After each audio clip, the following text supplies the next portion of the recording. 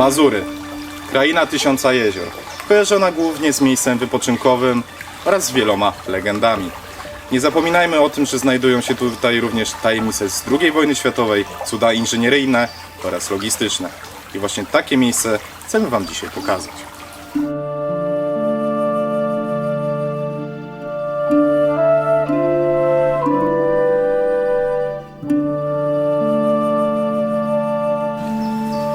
Ten głaz, o który właśnie się opieram, to nie jest naturalna skała, tylko element żelbetowej konstrukcji tego zawalonego mostu, legendarnego mostu w Kruklankach.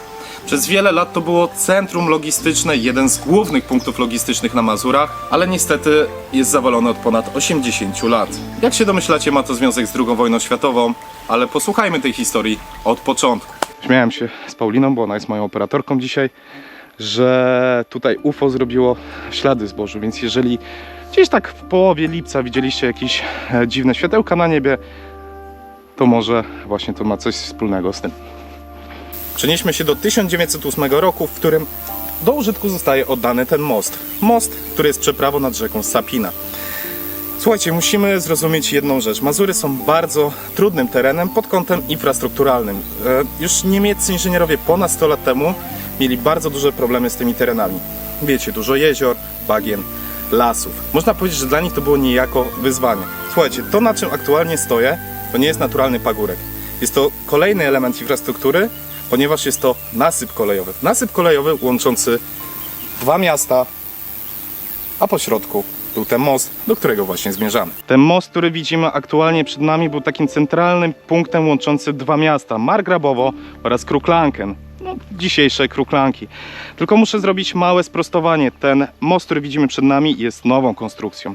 Pierwotny most służył przez 6 lat i był ceglany. No jak się domyślacie, 6 lat, prosta matematyka, 1914, wybuch I wojny światowej, o której opowiem dokładniej za chwilę. Podejdźmy trochę do tego mostu. I swoją drogą zwróćcie uwagę na to, tutaj ten nasyp kolejowy jest najwyższy i mamy dzięki temu piękny widok na okoliczne jeziora oraz lasy. I w sumie nie dziwię się, dlaczego zrobiono tutaj ścieżkę turystyczną, po której właśnie mamy okazję się udać do mostu. W ogóle wyobraźcie sobie, jaka musiała być siła zniszczenia tego mostu, ponieważ jest praktycznie odseparowany od nasypu kolejowego. No ale zawsze są te elementy urbexu, ponieważ mamy przynajmniej małą spinaczkę. Ale wróćmy do naszego mostu. Słuchajcie, pierwotny most miał 85 metrów długości i 17 metrów wysokości. Właśnie nad rzeką, która znajduje się pod nami. Ale słuchajcie, co się stało z pierwotnym mostem i dlaczego wspominam o I wojnie światowej? Pamiętajcie, że jest 1914 rok, Polski nie ma na mapach świata, a te tereny należą do Prus, no, czyli do Niemiec. Słuchajcie, tutaj w pewnym momencie znalazła się linia frontu, mówię oczywiście o Kruklankach i o tych okolicach, miejscem bitwy Rosjan oraz Niemców. Według jednego źródła, takiego chyba najbardziej wiarygodnego, ten most, a konkretnie jedno przęsło, zostało wysadzone przez Niemców po to, aby zatrzymać pochód armii rosyjskiej. Po wielu dniach batalii Niemcy odzyskali te tereny i od razu rozpoczęła się odbudowa tego mostu. Pamiętajcie, bardzo ważne centrum logistyczne i transportowe. Ale według jednego źródła, które znalazłem, to Rosjanie zniszczyli ten most, aby zatrzymać kontrofensywę Niemców. Ocenę pozostawiam Wam, jak rzeczywiście było. Faktem jest to, że ten most zaczął być odbudowywany od razu po przejęciu tych terenów przez Niemców i oddany do użytku przed zakończeniem I wojny światowej. Chodźmy dalej wzdłuż tego mostu. Mazury mają to do siebie, że ciężko skupić się na urbexie, ponieważ ten teren jest rzeczywiście przepiękny. Ale mamy tutaj okazję zobaczyć, jak wysoki jest ten most. Zresztą podejdę do krawędzi, będzie dużo łatwiej Wam to wszystko ukazać. Oczywiście jest to zawalone przęsło. I zwróćcie uwagę na ten malutki spływ. Jak to jest mała rzeka, a ile potrzeba było mocy, czasu i energii, aby wybudować połączenie między tymi dwoma miastami.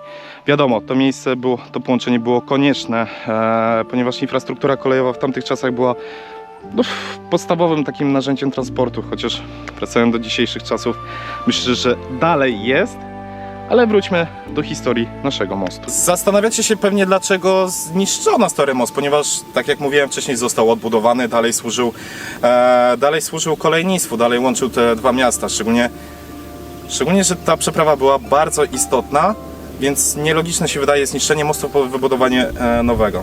No niestety było to konieczne. W 1923 roku zaczęto sprawdzać konstrukcję tego mostu i okazało się, że jedno z ceglanych przęseł w wyniku działań wojennych jest na tyle zniszczone, że teren grozi katastrofą budowlaną. Wybudowano więc tymczasową drewnianą przeprawę i rozpoczęto budowę tego żelbetowego mostu. I słuchajcie, mamy 23 rok, w Niemczech panuje hiperinflacja, Niemcy mają bardzo duże problemy finansowe, a mimo wszystko postanowiły wybudować ten most, więc to może Wam uświadomić, jak ważna była ta przeprawa.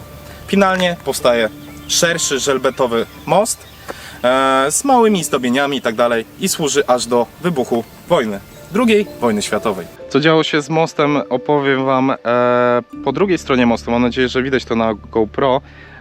Tam jest drugi element tego zawalonego mostu. Pod spodem właśnie jest ta ścieżka turystyczna, o której wspominałem. Właśnie ktoś po niej chodzi.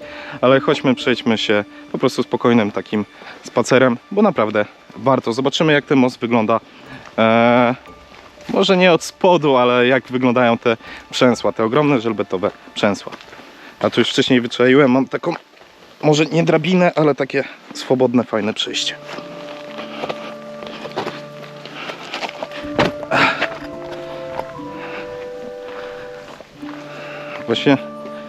Właśnie tak jak Wam wspominałem wcześniej, tu jest zrobiona ta ścieżka turystyczna, więc lokalni mieszkańcy korzystają z tego, że jakby nie patrzeć, to jest atrakcja, że właśnie to naprawdę ten most robi imponujące wrażenie. I tutaj za tymi krzakami powoli już pojawia się jedno z pierwszych takich przęseł, tych właśnie żelbetowych. Jaka to jest skala? To jeszcze jest niższy punkt i tak naprawdę to jest pierwsze żelbetowe przęsło, które zostało. Zobaczcie, jaka musiała być siła, żeby zniszczyć taką konstrukcję. I wyobraźcie sobie, że takich przęseł było 5. Korzystając z okazji, że dalej widoczny jest jeden z filarów, które przetrwały, chciałbym wrócić do pierwszego mostu ceglanego. Filary na tamtym moście były pięknie zdobione płytami granitowymi. No ale pragmatycznie Niemcy postawili na jakość wykonania, czyli na żelbet na tą masywną płytę oraz bardzo mocne zbrojenia widoczne nad moją głową. I teraz wyobraźcie sobie, jakiej siły było potrzeba, aby ten most zniszczyć. Zobaczcie, jaka to musiała być wysokość, ile pracy musiało być włożone, żeby wybudować ten most. Ale wiemy, że ładunki wybuchowe zostały podłożone przez Niemców podczas ich wycofania z tych terenów na środkowym filarze, ale o tym opowiem zaraz, bo nie mogę sobie odmówić przejścia przez ten piękny mostek. W ogóle wiem, że się powtarzam, ale w sumie jestem na wakacjach, ale nie byłbym sobą, jakbym nie nagrał odcinka, więc trochę się tak jaram właśnie tymi mazurskimi klimatami. A wspominając o wakacjach, chciałbym wspomnieć jeszcze jedną rzecz. 2 lata temu byliśmy tutaj ekipą urbexową właśnie, w sensie chłopaki i nasze dziewczyny byliśmy też w Kruklankach. I mam nadzieję, że nikogo nie obrażę, ale bardzo nam się spodobało cały czas mówienie na miejscowości Kruklanki i Piecionki. Nie mam zielonego pojęcia, skąd się to wzięło. Jeżeli Kuba pamięta i będzie... Jeżeli Kuba to będzie pamiętał, to dorzuci to lektorem, ale podejrzewam, że też tego nie pamięta, po prostu naturalnie się to wzięło. Wiem, że to jest anegdota absolutnie bez sensu, ale jak mówiłem, jestem lekko w trybie wakacyjnym, więc chciałem się z Wami tym podzielić. A tu mamy rzekę. W sumie to bardziej potok, a nie rzeka. A ile potrzeba było pracy i siły, żeby wybudować taki właśnie most i tak dalej. Popatrzcie, punkt widokowy, ścieżka przyrodniczo-edukacyjna. Gdybyście byli na tych terenach, to serdecznie, gorąco zachęcam do odwiedzenia tego mostu. I teraz właśnie ciekawostka, bo przeszliśmy z jednego krańca mostu na drugi. Z tej strony dużo lepiej jest widoczny właśnie filar, te pozostałości mostu. I poczekajcie, wejdę do cienia. Mam nadzieję, że dzięki temu będzie lepiej to widać. Zobaczcie, to przęsło praktycznie pękło na pół, ale mimo wszystko ta żelbetowa konstrukcja przetrwała. No w prawie nienaruszonym kawałku są oczywiście pęknięcia i tak dalej. No ale jednak ten most został wysadzony. I właśnie o tej historii opowiem Wam za chwilę. Chociaż chciałem zwrócić jeszcze jedną uwagę, bo z tej strony most jest dużo lepiej widoczny, w sensie forma mostu jest dużo lepiej widoczna. A po drugiej stronie mostku, na której zaczynaliśmy ten film, jest dużo piękniejszy taras widokowy, no oraz nasyp kolejowy, od którego zaczynaliśmy ten film. Jednak wróćmy do tego, co stało się z tym mostem. Zwróćcie uwagę na wielkość tych przęseł i powtarzam się, zdaję sobie sprawę, ale mnie to cały czas imponuje, jak masywna to była konstrukcja. Wróćmy jednak do ładunków wybuchowych. Ładunki wybuchowe zostały podłożone w środkowym filarze mostu. Jednak Niemcy nie zdążyli wysadzić go. Po niedługim czasie na te tereny wkroczyła Armia Czerwona, która tych ładunków wybuchowych nie odkryła, więc most finalnie nie został wysadzony przez wojska niemieckie. Chociaż mieli pewną poszlakę. Słuchajcie, tutaj po tej pozostałościach nasypu kolejowego przeprowadzony był również ląd zakopany w ziemi i detonator był schowany w pewnym bardzo charakterystycznym miejscu. Oczywiście teraz będziemy musieli użyć wyobraźni, bo miejsce, do którego się zbliżamy, prawdopodobnie nie jest tym miejscem, ale posłuchajcie szczegółów za chwilę. Zwróćcie uwagę na ten schron obserwacyjny, jednoosobowy, bardzo popularny w tamtym okresie, szczególnie na niemieckich rejonach, bardzo często był budowany przez nich. Niemcy prawdopodobnie nie zakładali, że stracą te rejony, bądź myśleli, że odzyskają je zaraz po wojnie, więc można pomyśleć, sprytni Niemcy chcą opóźnić pochód Armii Czerwonej, poświęcają swój bardzo cenny most. Otóż niekoniecznie tak było. Istnieją dwie wersje wydarzeń, dlaczego i przez kogo ten most został wysadzony. Faktem jest, że wysadzono go 8 września 1945 roku, czyli jak słusznie zauważyliście, już po wojnie. Ale pytaniem pozostaje, kto i dlaczego to zrobił? Czyżby mityczny werwolf? A może ktoś inny? Pierwsza wersja tej historii, moim zdaniem najbardziej prawdopodobna, jest niestety związana, jak żeby inaczej, z ruskim mirem, czyli z Armią Wyzwoleńczą. Armia Czerwona, która pojawiła się na tych terenach, no w cudzysłowie, wyzwalała Polaków od dóbr, majątku i godności. Rosjanie, którzy pojawili się na tych terenach, zachowywali się jak szarańcza. No, swoją drogą historia znowu zatoczyła koło, niestety. Posłużę się cytatem mojej babci, że w momencie, kiedy Rosjanie wchodzili do wsi, to nawet psy siadały na tyłkach, ponieważ Rosjanie gwałcili wszystko, co się rusza. Dodatkowo wywozili wszystko, co miało jakąkolwiek wartość. Fabryki, cenne rzeczy, nawet tory kolejowe. I według tej pierwszej wersji historii, najbardziej moim zdaniem prawdopodobnej, zdenerwowani lokalni mieszkańcy, którzy dowiedzieli się o tych ładunkach wybuchowych, znaleźli detonator i wysadzili ten most po to, aby utrudnić tą grabież Rosjanom. Niektórzy twierdzą, że jest to mało prawdopodobne, ponieważ większość tego majątku została już wywieziona, tak jak wspominałem, nawet tory kolejowe, ale jestem w stanie zrozumieć, że ludzie mogli być na tyle zirytowani, że specjalnie wysadzili ten most. Istnieje również druga wersja tej historii, taka można powiedzieć bardziej pragmatyczna i nie chcę użyć słowa romantyczna, bo absolutnie nie pasuje w tym wypadku. Podobno Niemcy zdetonowali ładunki podczas wycofywania, ale ta konstrukcja mostu była na tyle mocna, a ładunki na tyle słabe, że generalnie konstrukcja nie została naruszona. Generalnie została lekko uszkodzona, ale most przetrwał. Podobno Polacy, którzy po II wojnie światowej już tutaj się osiedlili, polscy saperzy w ramach ćwiczeń wysadzili ten most.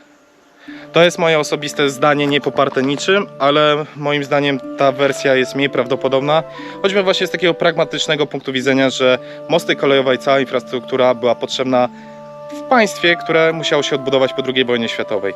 Ocenę pozostawiam Wam. Przy okazji zostawiam taką sugestię dla odważnych.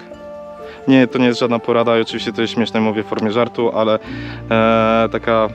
Mazury mają również swoją skocznię narciarską, więc jeżeli ktoś chce i potrafi skakać na tartach, to może spróbować tu wyskoczyć. Oczywiście żartuję, nie róbcie tego, bo tam jest bardzo wysoko i skończyłoby się to tragicznie. I plus jest taki, że dalej tu mamy elementy urbexu. To nie jest tylko historia, ale tu również mamy okazję się trochę pospinać. Właśnie w takich rejonach mazurskich, takiej letniej pogody to jest idealna okazja sobie. Bunkry, schrony, mosty. To, co niedźwiadki lubią najbardziej. Zobaczcie, teraz można zwrócić uwagę, jaki to jest grube i jak człowiek czuje się malutki właśnie przy tym moście. To są tony żelbetu oraz zbrojenie. Kurde, stromo tu. I mam nadzieję, że nie przeczytacie w wiadomościach, że most w Kruklankach zawalił się z niewiadomych względów. Oczywiście się śmieję, most jest bardzo wytrzymały.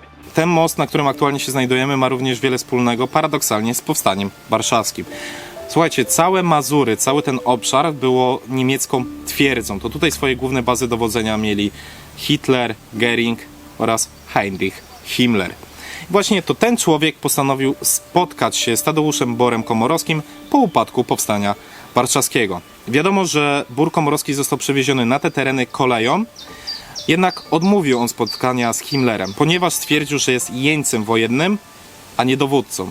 Finalnie do tego spotkania nie doszło. Nie wiemy, na jaki temat chcieli rozmawiać. Spekuluje się, że Himmler chciał stworzyć niemiecką partyzantkę i na bazie doświadczeń Polaków chciał zaoferować jakąś formę współpracy.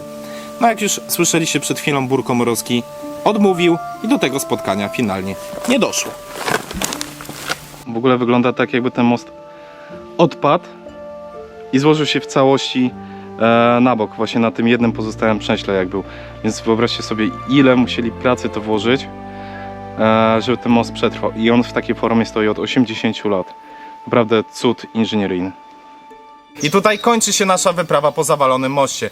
Dajcie znać, jak według Was ten most został zniszczony i przez kogo, oraz czy taka forma filmu Wam się podobała. Bardzo Wam dziękuję za dzisiejszy odcinek. Jeżeli Wam się podobało, dajcie łapkę w górę, subskrypcję oraz bardzo serdecznie dziękuję naszym patronom. No i co? Do zobaczenia na następnej wyprawie.